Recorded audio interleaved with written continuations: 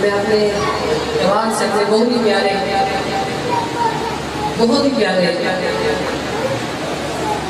امام و خطیب محمد شہباز عطاری کو دعوت سخن دوں گا کہ وہ مائک پہ آگے کچھ ہمیں اپنے بیان سے نوازے آگے سامنے عاقبۃ للمتقین والصلاة والسلام على سید الانبیاء والمرسلین اما بعد فاعوذ باللہ من الشیطان الرجیم بسم اللہ الرحمن الرحیم ورفعنا لك ذکرک آمنت باللہ صدق اللہ العظیم وبلغنا رسوله النبي الكريم الامين والشاهدين والشاكرين والحمد لله رب العالمين ان الله وملائكته يصلون على النبي يا ايها الذين امنوا صلوا عليه وسلموا تسليما تمام اسلام بھائی میرے ساتھ درود پاک کا نذرانہ پیش کریں الصلاۃ والسلام علیک یا رسول اللہ وعلى آلك وأصحابك يا حبيب الله الصلاة والسلام عليك يا نبي الله وعلى آلك وأصحابك يا نبي الله چند منٹوں کی میری گفتگو میرے آقا صلی اللہ علیہ وسلم کی 12ویں کی نسبت سے 12 منٹ میری گفتگو ہوگی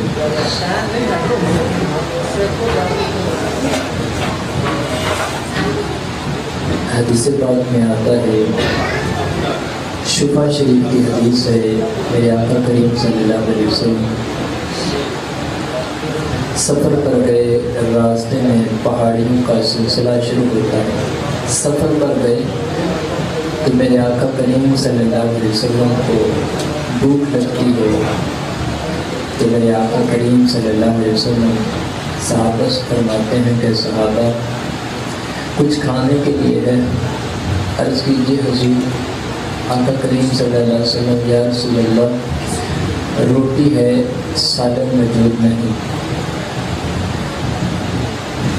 آقا کریم صلی اللہ علیہ وسلم کے صحابہ بغیر سالن کے روٹی کھا رہے ہیں کیا دیکھتے ہیں کہ صحابہ کہ آقا کریم صلی اللہ علیہ وسلم کی بارگاہ اقدس میں حضور کے سر اقدس پر ایک شہد کی مکھی حضور کے سر اقدس پر گھوم رہی ہے اور چیخ و پکار کر رہی ہے صحابہ نے عرض کی یا رسول اللہ صلی اللہ علیہ وسلم یہ شہد کی مکھی آپ کے سر اقدس پر گھوم رہی ہے اور چیخ و پکار کر رہی ہے میرے آقا صلی اللہ علیہ وسلم نے فرمایا کہ اے صحابہ یہ چیخ و پکار نہیں کر رہی ہے میرے ساتھ گفتگو فرما رہی ہے عرض کی یا رسول اللہ کیسی گفتگو وہ مکھی عرض کرنے لگی یا رسول اللہ صلی اللہ علیہ وسلم آپ کے صحابہ بغیر سالن کے روٹی کھا رہے ہیں میرے کندھوں میں اتنی طاقت نہیں کہ میں اپنے شہد کے چھتے کو اتار کر کے حضور آپ کی بارگاہ میں پیش کروں حضور ساتھ ہی پہاڑی کے اوپر شہد کا چھتا لگا ہے وہاں سے شہد اتار کر کے حضور کسی صحابی کو بھیجے وہ لے آئے تو آقا کریم صلی اللہ علیہ وسلم نے حضرت علی رضی اللہ تعالیٰ عنہ کو حکم دیا حضرت علی نے پیالہ لیا مکھی آگے آگے حضرت علی پیچھے پیچھے وہ کیسا منظر ہوگا جب مکھی آگے آگے تھی حضرت علی پیچھے تھے وہ شہد اتار کر کے لے کر آنا ہے اب اس پہاڑی پر پہنچے وہاں سے شہد اتارا حضرت علی رضی اللہ تعالیٰ عنہ نے اتار کر کے واپس آئے سارے صحابہ کو بانٹا اب سارے صحابہ روٹی شہد کے ساتھ کھا رہے ہیں کیا آپ نے کبھی کھائی نہیں کھائی کبھی بھی میرے آقا صلی اللہ علیہ وسلم کی شان دیکھو مقام دیکھو کہ صحابہ بغیر سالن کے روٹی کھائیں تو اللہ رب العزت وہ شہد کی مکھی سے کام لے لے کہ آج شہد کی مکھی کام دے گی کہ وہ شہد اتار کر کے یہاں صحابہ کو بانٹا جائے وہی مکھی میرے آقا صلی اللہ علیہ وسلم کے سر اقدس پر اسی طرح گھوم رہی ہے اور چیخ و پکار کر رہی ہے تو پھر صحابہ نے عرض کی یا رسول اللہ صلی اللہ علیہ وسلم یہ مکھی آپ کے سر اقدس پر گھوم رہی ہے اور چیخو پکار کر رہی ہے۔ حضور نے فرمایا صحابہ یہ چیخو پکار نہیں کر رہی ہے، میرے ساتھ گفتگو فرما رہی ہے۔ عرض کی یا رسول اللہ اب کیسی گفتگو؟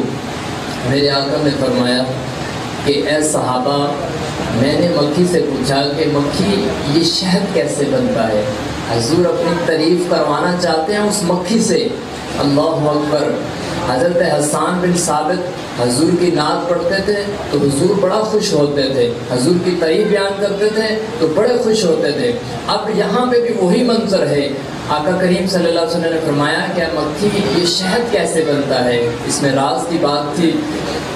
آقا کریم صلی اللہ علیہ وسلم نے جب اس سے پوچھا تو جواب دینے سے پہلے میرے نبی نے فرما دیا کہ اے شہد کی مکھی تو کوڑے رستوں کو بھی چوستی ہے، کوئی پھیکے بھی ہوتے، کوئی بے مزہ بھی ہوتے، کوئی بے نمکین بھی ہوتے، تو اے شہد اے مکھی بتا کہ یہ شہد کیسے بنتا ہے؟ وہ مکھی عرض کرتی یا رسول اللہ بے شک میں کوڑے رسوں کو بھی چوستی ہوں، پھیکے رسوں کو بھی چوستی ہوں، میٹھے رسوں کو بھی چوستی ہوں، بے مزہ رسوں کو بھی چوستی ہوں۔ یا رسول اللہ چوس کر جب اپنے چھتے کی طرف جاتی ہوں تو آپ کی ذات پر درود پڑھتی چلی جاتی ہوں، تو اگلتی ہوں تو شہد بن جاتا ہے۔ تو آئمہ لکھتے ہیں کہ شہد کی مکھی درود پڑھے تو وہ شہد کی مکھی اگر درود پڑھے تو وہ شہد بن جائے، تو اگر بنتا ہے مومن حضور کی ذات پر درود بھیجے اس کی زبان شہد سے بھی میٹھی ہو سکتی ہے۔ یہ شہد یہ درود کی برکتیں ہیں۔ تو جو بندہ اگر درود پڑھتا ہے پھر وہ گفتگو کرے تو دلوں کے اندر اس کی گفتگو منتقل ہوتی چلی جاتی ہے، پوست ہو جاتی ہے۔ تو پیارے اور محترم اسلامی بھائیو، اللہ رب العزت سے دعا ہے کہ ہم سب کو کثرت کے ساتھ درود پاک پڑھنے کی اللہ توفیق عطا فرمائے۔ تو موضوع عنوان حضرت عثمان غنی رضی اللہ تعالیٰ عنہ، صحابہ کا عشق اور محبت بتانا ہے۔ آج یہاں میلاد کروایا، مبشر بھائی نے مجھے یاد کیا اور حضور کی باتیں بتانے کے لیے کچھ وقت دیا، تو اللہ تعالیٰ ان کے علم و عمر میں درازیاں عطا فرمائے، اور جنہوں نے گھر بنایا ان کے بھی علم و عمر میں، سمیع اللہ صاحب نے جو گھر بنایا تو ان کے بھی علم و عمر میں اللہ برکتیں اور رحمت نازل فرمائے۔ صحابہ کرام کے پاس تجارت کے اندر فائدہ ہوتا تو وہ حضور کو گھر میں بلاتے، حضور کی دعوت فرماتے۔ اتنے صحابیوں کے واقعات ہیں، تو ایک دو واقعہ میں نے بیان کرنا ہے۔ حضرت جابر رضی اللہ تعالیٰ عنہ آپ تجارت کرنے کے لیے گئے تو آپ کے تجارت کے اندر بڑا فائدہ ہوا، اور میرے آقا کریم صلی اللہ علیہ وسلم جب گھر واپس آئے تو آقا صلی اللہ علیہ وسلم کی بارگاہ میں پہلے پہنچے۔ عرض کی یا رسول اللہ آج میں نے ایک بکری کا بچہ خریدا ہے اور چند کلو آٹا میں نے لیا، حضور آپ کی دعوت کرنا چاہتا ہوں۔ تو آقا میرے گھر میں تشریف لائے، میرے آقا صلی اللہ علیہ وسلم نے ان کی دعوت کو قبول فرمایا۔ اب دعوت کو قبول فرمایا، یہ طے نہ ہوا کہ کتنے آدمی آئیں گے، کہا کہ آپ حضور تشریف لیں۔ میرے آقا کریم صلی اللہ علیہ وسلم نے دعوت کو قبول کیا تو حضرت جابر گھر میں پہنچے تو اپنی زوجہ سے کہنے لگے کہ اے میری زوجہ، حضور نے ہماری دعوت کو قبول فرما لیا۔ تو وہ زوجہ بھی عاشق رسول تھی، رسول اللہ کی غلامہ تھی، بڑی خوش ہوئی۔ آپ نے آٹا گوندا، 2-2.5 سر جو آٹا تھا وہ گوندا، حضرت جابر نے بکری کو ذبح کیا اور وہ گوشت لے کر کے اپنی بیوی کو دیا، وہ پکانا شروع کر دیا۔ اب ذہن میں تو یہ تھا کہ آقا صلی اللہ علیہ وسلم کو دعوت دی ہے، حضور 2, 4, 5, 10 صحابی ساتھ لے آئیں گے تو ان کی بھی ساتھ دعوت ہو جائے گی۔ میرے آقا نے فرمایا، ادھر آقا نے اعلان کر دیا کہ آج جابر کے گھر ہماری دعوت ہے، سارے صحابہ اکٹھے ہو جاؤ۔ سارے صحابہ، کتنے صحابہ تھے حضور کی دعوت پر؟ حضور نے حضرت جابر کی دعوت کو قبول کیا تو صحابہ کو جب حکم فرمایا تو 1400 صحابہ اکٹھے ہو گئے، 1400 صحابی آ گئے۔ اب حضرت جابر تو پتہ چلا کہ 1400 صحابی میرے گھر میں دعوت کے لیے آ رہے ہیں. اللہ اکبر.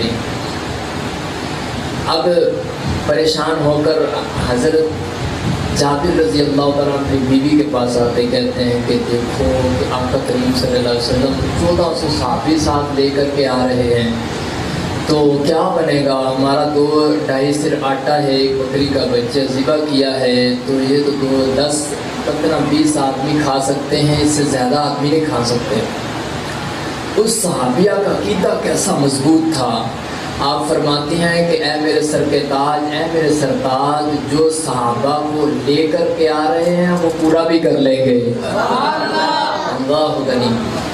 اب بڑے خوش ہوئے کہ حضور لے کر آ رہے ہیں، حضور پورا بھی کر لیں گے. اللہ غنی. حضور آقا کریم صلی اللہ علیہ وسلم چل پڑے، حضرت جابر کے گھر کے باہر بیٹھ گئے. سارے صحابہ قطاریں بنا کر بیٹھ گئے. حضور تشریف لے آئے. حضرت آقا کریم صلی اللہ علیہ وسلم نے حضرت جابر کو بلایا. صحابہ سے فرمایا جاؤ جابر کو بلا کر لے کر کے آ. صحابی گئے. حضرت جابر آئے تو حضور میں حاضر، فدا کافی ہوں گے حضور آپ پر ہمارے ماں باپ قربان. حضور نے فرمایا کہ جابر جو گھر میں پکایا ہے وہ لے کر کے آ جاؤ، جو گھر میں پکایا وہ لے کر آ جاؤ. حضرت جابر رضی اللہ تعالیٰ نے وہ ہنڈی اٹھائی اور روٹیاں اٹھائی، حضور کے سامنے رکھ دی. اللہ غنی. اب حضور کے سامنے رکھی، سارے صحابہ سامنے بیٹھے ہوئے حضور کے بدوحا کے چہرے کی زیارت کر رہے ہیں. تو آقا کریم صلی اللہ علیہ وسلم جب ہنڈیاں سامنے رکھی تو اس کا حضور نے ڈھکن اٹھایا. ڈھکن اٹھا کر حضور نے اپنا لعاب مبارک بیچ میں گرایا. 1400 صحابی دیکھ رہے ہیں. کسی کے ماتھے کے اوپر بل نہیں آیا، کسی کے ماتھے کے اوپر بل نہیں آیا. میرے آقا نے جب لعاب ڈالا تو پہلے صحابہ آپس میں گفتگو کر رہے تھے، کہتے تھے یہ تو پہلے تو سالن تھا، جب حضور کا لعاب گرا یہ برکت والا بن گیا. حضور کا لعاب گرا تو یہ برکت والا بن گیا. میرے آقا نے فرمایا کہ جابر جاؤ چمچ لے کر آؤ، میں سارے صحابہ کو خود بانٹتا ہوں. حضور روٹیاں نکالتے گئے، سالن ڈالتے گئے، یہاں تک کہ 1400 صحابہ کھانے کھا کر سیراب ہو گئے. سالن بھی اسی طرح موجود ہے، روٹیاں بھی اسی طرح موجود ہیں. یہ میرے آقا کی شان ہے. حضرت عثمان غنی، یہ جمعہ حضرت عثمان غنی کا تھا.